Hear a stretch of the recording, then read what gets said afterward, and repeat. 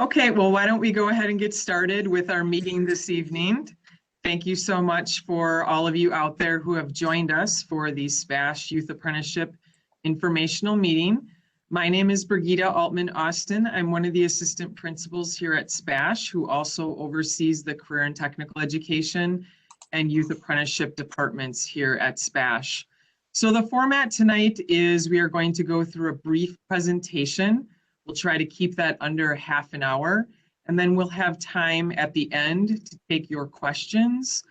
Sarah O'Donnell, our Director of Communications, will be going through those questions in the chat. So if you have questions that come up, please put them in the chat and she will field them and group them, and we will go through them at the end of the presentation for you this evening. So once again, thank you so much for joining us for this informational meeting. We're going to start with some brief introductions with some of our panelists who have graciously joined us this evening.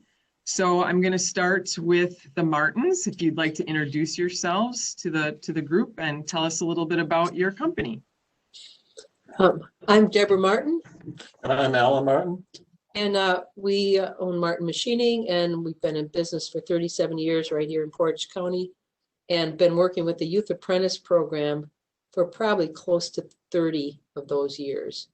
So I've got a lot of experience in the program over the years, and predominantly working in the machining and CAD design areas is where we've had our youth apprentices. Thank you. Thanks so much for joining us tonight. Ms. Michelle Easton is on the panel with us tonight as well, joining us from Simplicity Credit Union. Michelle? Good evening, everybody. Like Brigida said, I'm Michelle Easton. I'm the branch manager for Simplicity Credit Union. We have had a very strong relationship with SPASH over the years, with not only having the branch right there in the building, which we absolutely love and missed horribly this year. So hopefully again next year. We'll be back to see everybody, but also being part of the youth apprenticeship program and having some absolutely fantastic students coming through, working through us from the financial standpoint. It's been a great relationship. Excellent. Thank you so much again, Michelle, for joining us. Unfortunately, Mr. Bob Reichold was not able to join us, and Drew, our current youth apprentice, I think got called into work tonight. So they were not able to join us, but again, we have several employers throughout Stevens Point and Plover that I'll go through in just a minute so you can see where students are currently working. So tonight, as we go through the program, you should leave with a clear understanding of youth apprenticeship and the role it plays as a part of career and technical education, and understanding of possible youth apprenticeship placements in Central Wisconsin, the knowledge on how to apply for a youth apprenticeship. So I'm going to walk you through the whole application process and where to find those materials on the Career Center website, an understanding of what youth apprenticeship means to students, and a vision of what employers are looking for in youth apprentices. So we'll hear again towards the end from Alan, Deb, and from Michelle in regards to what exactly they're looking for as they hire youth apprentices. So just a brief overview of the Youth Apprenticeship Program. It's governed and funded by the Department of Workforce Development in the state of Wisconsin. So Youth Apprenticeship is not what people might think as a SPASH program, but it is a program that is common throughout all school districts throughout the state of Wisconsin. Some school districts might be a little bit more vested in it than others, but a competency checklist, they work and earn a wage, earn high school credit, and gain valuable employability skills. Those are all common throughout youth apprenticeship. So the biggest thing that sets youth apprenticeship aside or different from a typical work credit program is that a competency checklist has to be completed on the job by an employer throughout the course of the apprenticeship. Students are also simultaneously enrolled in regular academic classes, just like they normally would. So graduation requirements are still the same. And they have to be enrolled in a related course while they're in a youth apprenticeship. So if they're working an apprenticeship in a bank, they must be enrolled in some sort of a finance or business class at the same time. So some of the goals of the Youth Apprenticeship Program is to improve their overall educational achievement, expose students to high-earning, high-demand career fields right here in central Wisconsin. A lot of us don't know what we don't know, and we don't always know what businesses exist right here in central Wisconsin and what is available to our students right here. So that kind of gets them exposed to that. We want to create awareness of what the real world of work is like. What are those expectations? And we emphasize what are those employability skills that employers are looking for, and then inspire our youth to become the next great workforce. And whatever that looks for them, whether it's going to a 4-year school, 2-year school, technical diploma, or directly into the workforce, helping them solve what that problem is going to be and how to get to that end goal. So the available youth apprenticeship programs are defined by the Department of Workforce Development. We don't define them. So we have to follow what they define as youth apprenticeship programs. And listed here are all of the different areas that youth apprenticeship in Wisconsin offers, whether it's in agriculture, architecture and construction, arts and AV, finance, health science, information technology, manufacturing, STEM, and transportation, distribution, and logistics. And underneath each of those areas is a competency checklist, which I'm not going to go through with you this evening because some of those competency checklists are pages long in regards to different things that students have to learn and be competent on the job prior to ending their youth apprenticeship program. So those are some of the different areas that we emphasize here in Stevens Point and Plover.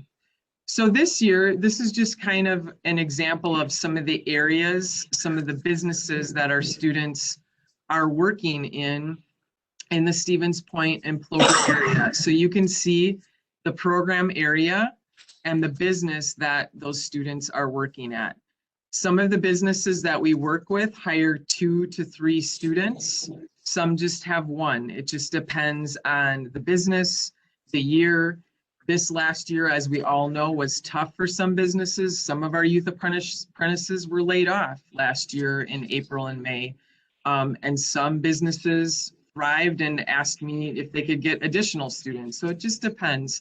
But I think we're on the upward swing now, where now I'm hearing definitely more things from employers, more information of wanting to get back involved in the youth apprenticeship program and having students work, get back into that area with them. So again, this is just an example of some of the areas and some of the businesses that we're working with this year. We have other businesses that we've worked with in the past that aren't on this list, but for example, Ellis Construction is not on this list this year, but they just contacted me 2 weeks ago and said they are interested in hiring 2 to 3 students. So we will definitely be collecting applications for architecture and construction in that area. So some of the first steps to becoming a youth apprentice, how does this work? So coming to this meeting is an excellent first step. And if you were not able to come to this meeting and you're watching it recorded, please just stop into the Career Center at SPASH for more information. Mrs. Nemeth and Mrs. Jordan also work in the Career Center, and they can answer any questions that you may have if I am not available. You're going to complete an application packet, a youth apprenticeship application packet, which I'm going to show you where to find on the Career Center website. You're going to gather 3 recommendation forms and build a resume and cover letter. So where is the youth apprenticeship application? This is just a screenshot of the Career Center website. When you go to that website, you will click on apprenticeship programs on the side, and it's going to bring you to the youth apprenticeship, to the drop down, and it's going to talk to you about the youth apprenticeship program here. It's going to have a brief description for you. When you click on that, there is going to be an application link that will take you If you scroll down to the bottom of the page, it's going to take you right directly to the youth apprenticeship application. You can open that, and when you open that up, you'll be able to see exactly what you need. It's a brand new application packet that we've created this year that talks about what you have to have in order to have a complete packet. So you'll have a cover letter that answers these questions, a resume, 3 recommendation forms, which are attached to this packet, a student of understanding of youth apprenticeship commitment form, and once you have all of those completed, you're going to return those to the SPASH Career Center. So if you just scroll down, you can type right into this, you can save it and type right into it. You can come to the Career Center if you need help figuring out which areas you might be interested in. So this kind of shows you right here all of the different areas that we work to employ students in. So maybe you're interested in architecture and construction and you want to work in carpentry. Maybe you want to work in manufacturing and you want to work in machining. So these are just some of the different areas, and we'll help you hone in on those. This is the student understanding of youth apprenticeship time commitment. Some students get worried what if they're in sports, or what if they're in different extracurriculars? Can they still be a youth apprentice? Yes, you can still be a youth apprentice. I have employers that are more than willing to work with students. Sometimes students that are in sports have to take a break for a little while from their work because they're in sports practice every night and they have games. Employers oh, go ahead. I am so sorry to interrupt. We're having trouble seeing your screen. Okay. I think when we came back from the website. So if you want to disconnect. Can you see my screen now? Yep. Okay. We're good to go. Okay. Thank you. Sorry about that. So the youth apprenticeship application packet will be on the Career Center website, and we can walk you through all of that when you're here in the Career Center, or if you need help with that, feel free to email me and I will definitely help you with that.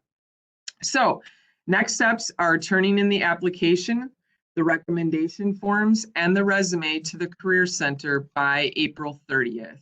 If you could get that in here by April 30th, I will then do attendance and verification grade checks, because we want to make sure that you are in good standing, that you are not behind in your grades and your attendance looks good.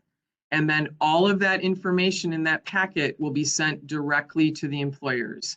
So if you're interested in working at Simplicity Bank, Mrs. Easton will get all of that information from you and she will review that. After they review those application packets, they will decide whether or not they would like to call you for an interview. So this is just like any other job. When you fill out an application, there's no guarantee that you will be hired for an apprenticeship. The employer is going to interview you just like they would anyone else, and they have to make sure that you're a good fit for their company as well. So I just like to reiterate that it's competitive. There's no guarantee that you'll be hired or placed just because you fill out the application. We do our best to make sure that we try to make sure that everyone is placed, but I can't guarantee 100% that you'll be placed in an apprenticeship position.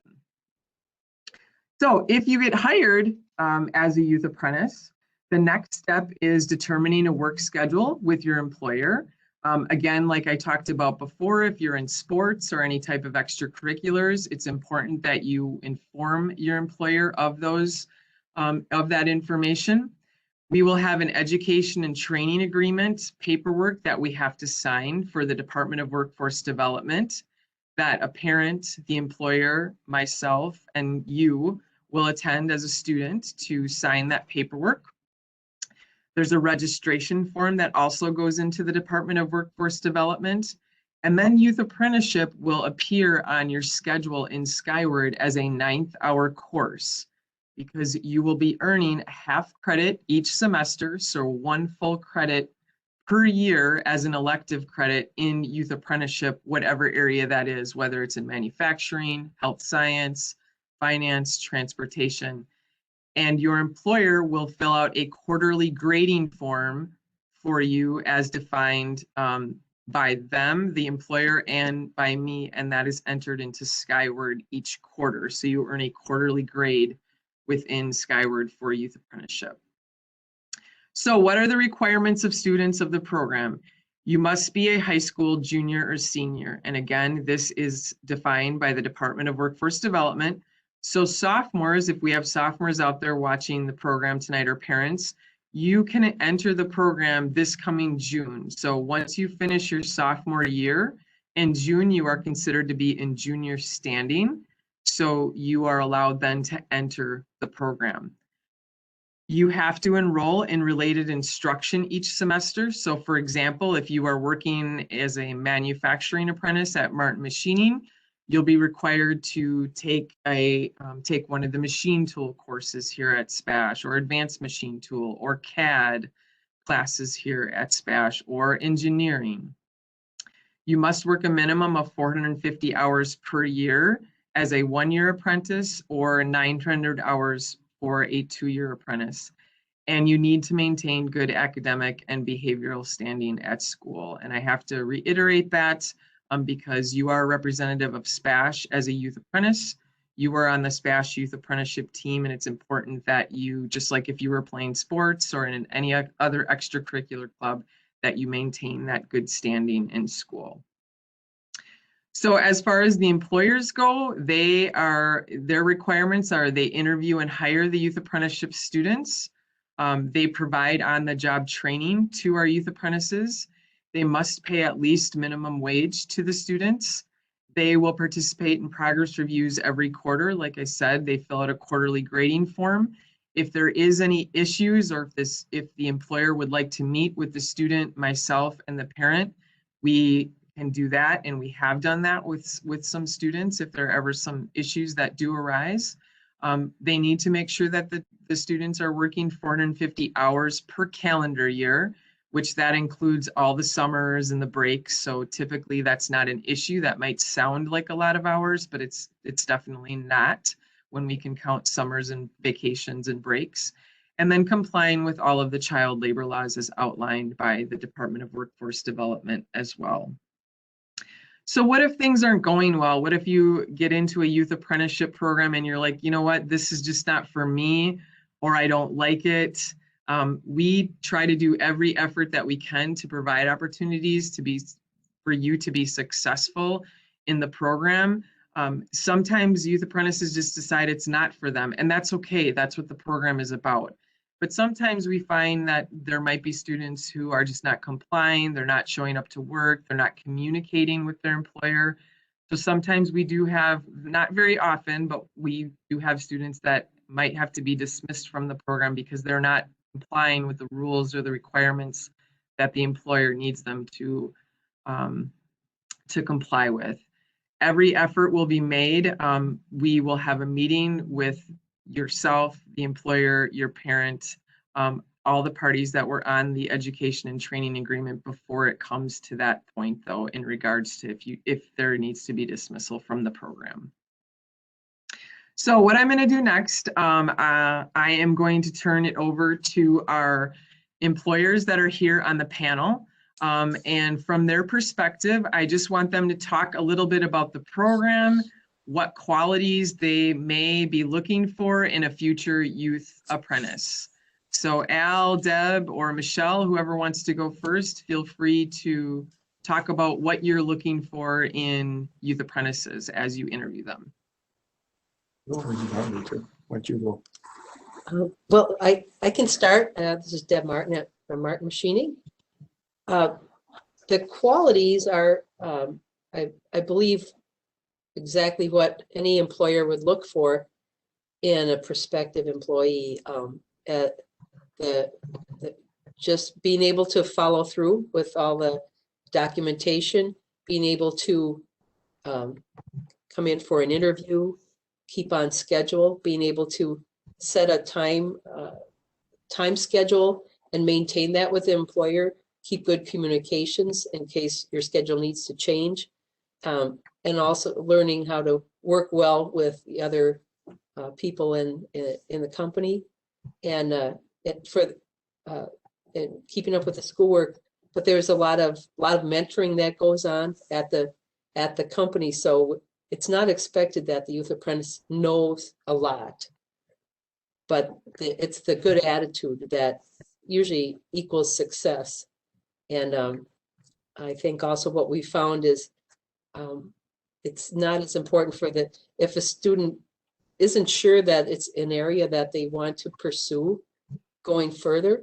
The main thing, it's a win-win for the student or the employer, because if the student, as long as they participate and complete the program, maybe they realize it might be an area they really want to stay with in their career, or maybe they realize they want to switch. But it's always great on their resume.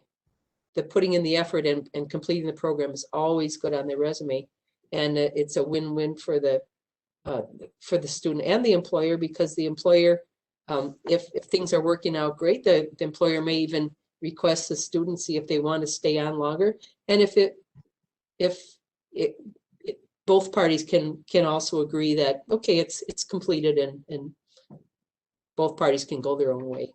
But it's still a positive, very positive experience on any student's resume.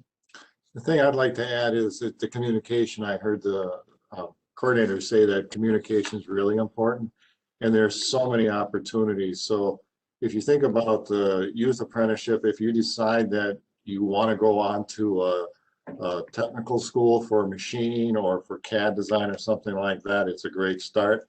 We have several students that have gone through the youth apprenticeship, gone through the technical college, taken their credits and gone on to get their mechanical engineering degree that are working with us. We got 2 youth apprentices that have been started at 16 years old that are now supervisors in our department. We have another youth apprentice who did the youth apprenticeship, did the 2-year machine tool, then did the 2-year design apprenticeship degree at North Central Technical Institute. And the thing that's kind of nice about him, he was in a competition, a skills competition, and he finished 2nd in the nation. So there's a really many opportunities. We got several students that are started with the youth apprenticeship, finishing college this year, and are coming back to work for us in mechanical engineering. So it's really up to you. And the other thing that's neat about the way our business is growing, it's not just in engineering, there's metrology also, which is now becoming much more in demand than it was before. We presently have a past youth apprentice who's working with that, is still working with us at college, and one will be graduating this year from SPASH. So there's an opportunity in there, there's opportunity in maintenance, there's opportunity in engineering, designing, programming, making parts. So the communication is what I want to stress. There's so many opportunities, but you have to be communicating and you have to be dedicated to it. And I want to also stress what Deb said too. This is a great opportunity. And if you don't like it, that is a win for you. It really is, because then you know you've tried something you thought of interest in, and it's going to spark an interest in something else. So it's a win-win for everybody when people get involved with youth apprenticeship. Thank you, Al, for your insight, and Deb, we appreciate it.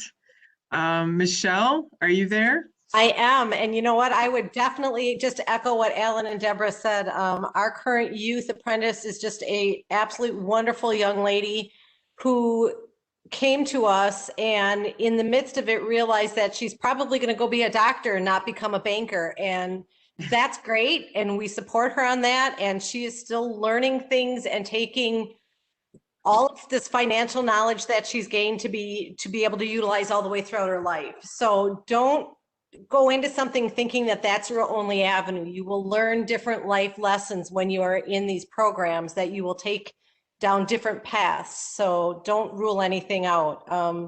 You know, what we're looking for, really somebody who wants to help people, you know, customer service, wants to be part of a really good team, looks to take some initiative and wants to learn, has that hunger to learn something new is kind of what we're looking for. In our field, no one day is ever the same. Something's always coming up and something's always different. So it makes it exciting for the staff when they are there, because they never know what they're going to run to every single day. But it's a great team atmosphere. There's a lot of lifelong lessons that you can learn. And just be open to those experiences is what I would say from a youth apprentice. I would also want to just add one more thing. It's very important from the employer's standpoint, and I think even from the students and the families.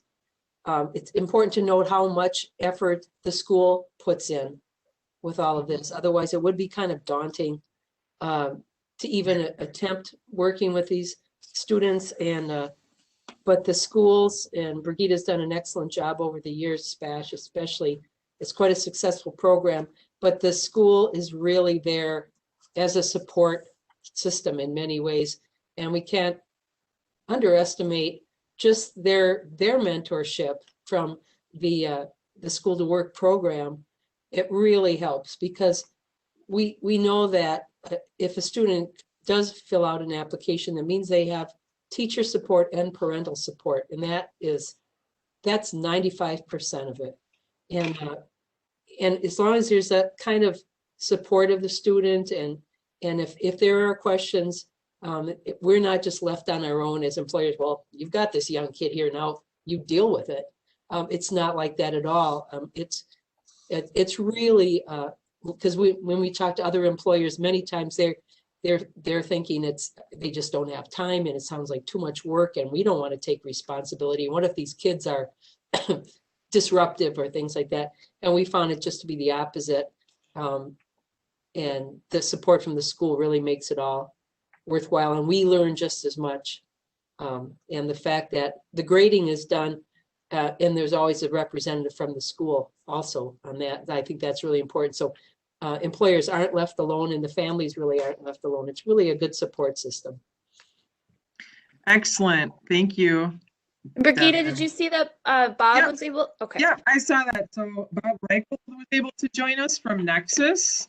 So Bob, why don't you pop on and introduce yourself and talk a little bit about your experience with youth apprentices over the past couple of years, and what Nexus is looking for, and what qualities as for youth apprentices. Yes, Nexus Solutions, we're a construction management, program management firm. So we employ superintendents, engineers, designers, and we work exclusively with school districts for building and rebuilding schools. We're currently working with the district in Stevens Point, Plover, and we've had the opportunity now to bring on 2 youth apprentices. The first young man went on to University of Wisconsin in a construction management program, and the young man I have right now working with me has been a great. It's just been a great opportunity for him, and it's been great for us. He is able to be in the places where I can't always be as a senior superintendent. He has the opportunity to learn from not just myself, but from engineers, designers in the company. But in addition to that, he has the opportunity to interact with all our subcontractors to give him the opportunity that he could go to the technical school type of field if he wants to, or he has the opportunity, which is really kind of cool for him, to be able to intermingle with future companies for apprenticeships. I mean, union apprenticeships, for example. So, for example, he'll get to meet our subcontractors. He'll meet the foremen and superintendents from the different subcontractors. He certainly has an opportunity to look at all ends of the construction business, which is really a great opportunity for him. And he's a great help to us as well, because our paperwork can get pretty overwhelming, in addition to a lot of field duties that I'll have to go to a meeting, and he's able to go in and he's able to communicate with the school for me. And we have multiple jobs going. I have 2 jobs currently going right now with the district, but we have other superintendents. So if I'm never out of work for him, so that's never an issue. But we traditionally have what we call summer slams, which we'll take a school on. We'll do what we can during the school year, which is limited, but we will then really hit it hard in the summer. So He's got plenty of work to do all year round. He's able to keep up with his school. He's doing a great job with his classes. And we're just thrilled to have the opportunity to have a youth apprentice. And I think it's really kind of cool too, such as in the machine tool industry, as well as all industries, banking, all of it. But it's a nice opportunity to be able to get your head on to figure out what you really want to do. I mean, if your parents are on board, which both young men we've had, the parents have been on board, and they're able to decide where they want to go. In other words, they're not necessarily bound to college. They've got other opportunities, such as it was discussed for technical school and then back or on engineering. There's just a lot of opportunity.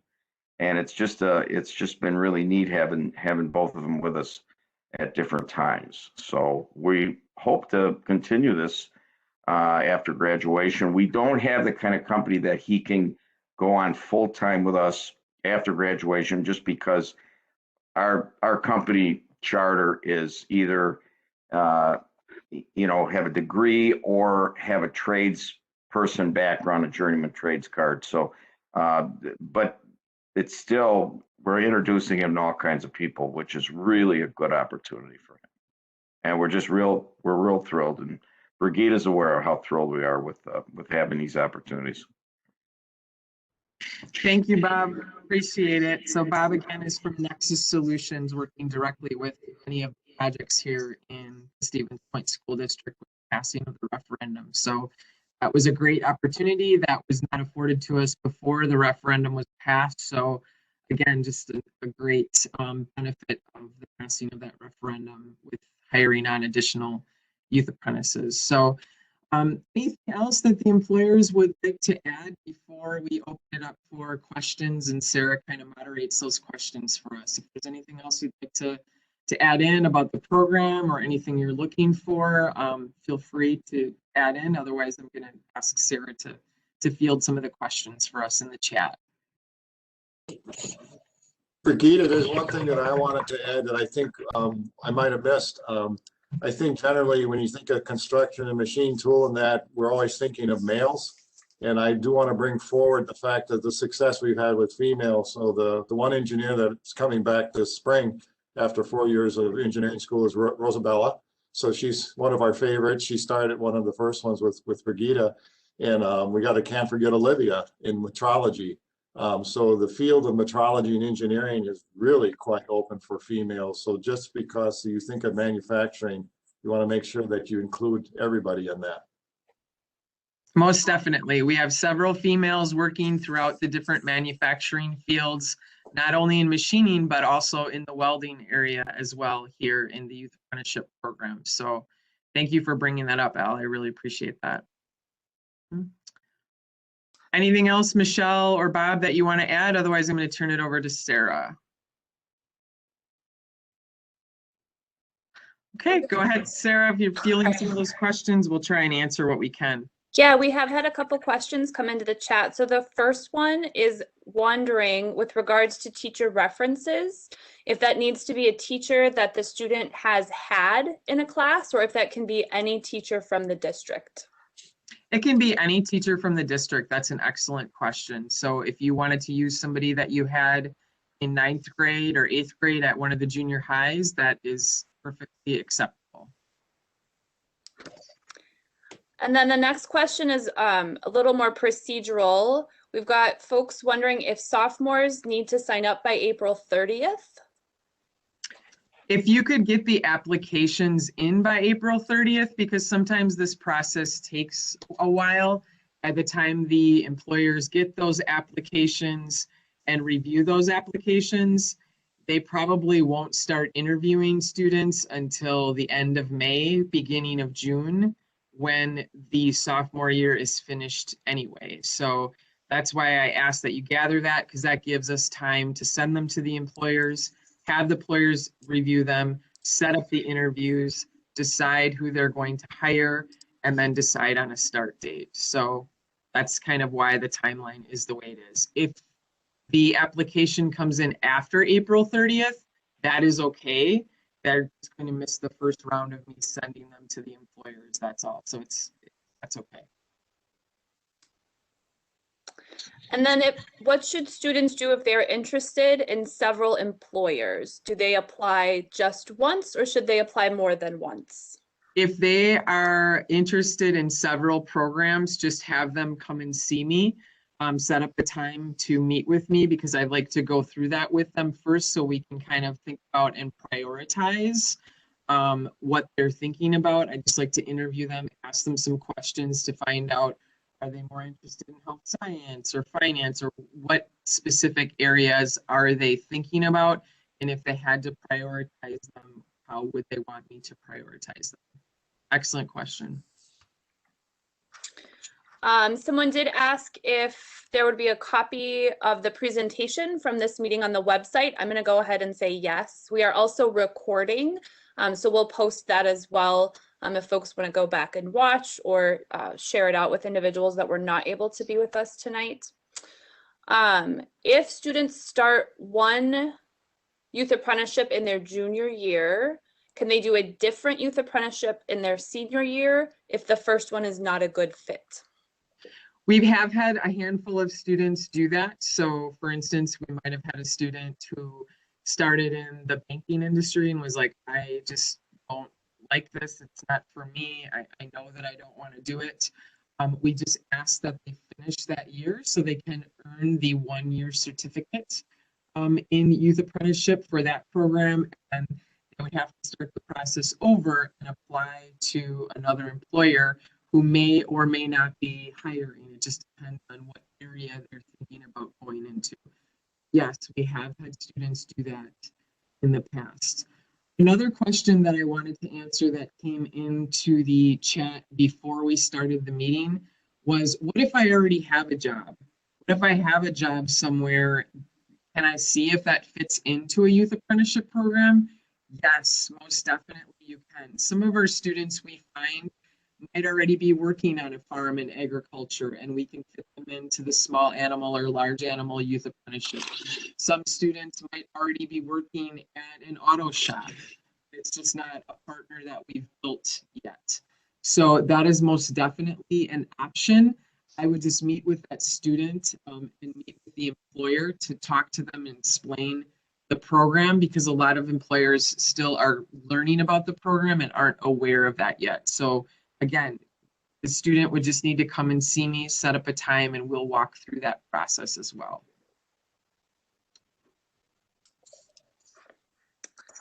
And then we've got a question from a student looking to go into vet school. Would you be able to go into agriculture? Which apprenticeship would be a good fit? So the agricultural, obviously the agricultural pathway would be the best one. We could talk about whether that's large animal or small animal in that area. So we would just need to meet individually and figure out what would be the best fit for that student. If they already have a job on a farm, or if we need to look at a veterinarian facility, what that would entail. So again, setting up time to meet with me so we can figure out, start with that application and checking that agricultural box would be best. Are letters of recommendation only allowed to be from inside of the school, or could students have letters of rec from outside as well? No, you could. We prefer that you do at least 2 from a teacher that you have currently or that you have had. And then that third recommendation can be from a community member, maybe somebody that you already, some of you might have jobs already. So you use your current boss to fill that out. Or maybe you're in a youth leadership group, anything of that nature will work just fine. And then Brigitte, are there any other science apprenticeships available other than health science? Underneath the health science area, currently we have certified nursing assistant and dietary aides that work under those pathways. So in the certified nursing assistant pathway, you are required to sign up and take the certified nursing assistant course simultaneously while you're working, because the end goal is to earn your certified nursing assistant certificate and take the exam. And I can walk you through all of that here at SPASH through the Start College Now program. And then we do have some students that don't want to be nursing assistants, but they want to work in a facility and work as dietary aides. So those are the two pathways that we currently offer under the health science area. So if there were students who are really interested in, let's say, the medical field, aspire to be a medical doctor, would you recommend that that would be a good path for that individual to Yes. pursue? Yes, that's where you would start. Most definitely. Any other questions? I'm thinking we're through what was submitted. Certainly we have time if anybody else wants to get a last minute question in there. Okay, are there any other questions or anything else you want to add, Deb or Al or Bob or Michelle, before we wrap things up? No, I think we're good here. If anybody's got questions, they can sure reach out to us or you, whatever. Yes, and I was going to say too, to touch on what Alan was talking about, we certainly are open to. I mean, we have some of the female engineers as well working with us. It just happens of who's available and who Brigida can recommend for the tasks that we're doing. But we're certainly open for that too. So no one should be discouraged from applying.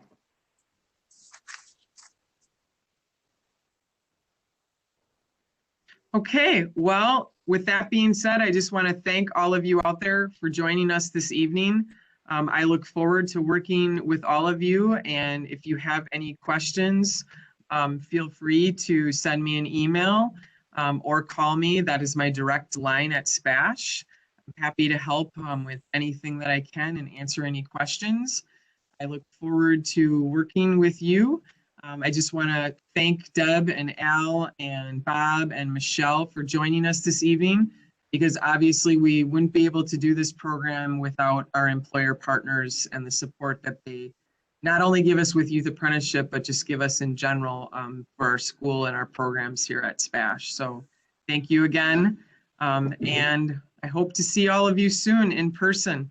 Sounds good. Sounds great. Thanks, Brigida. Thanks, Brigida. All right. Thank you. Have a great night. Thank you, Thanks. Sarah. Thanks.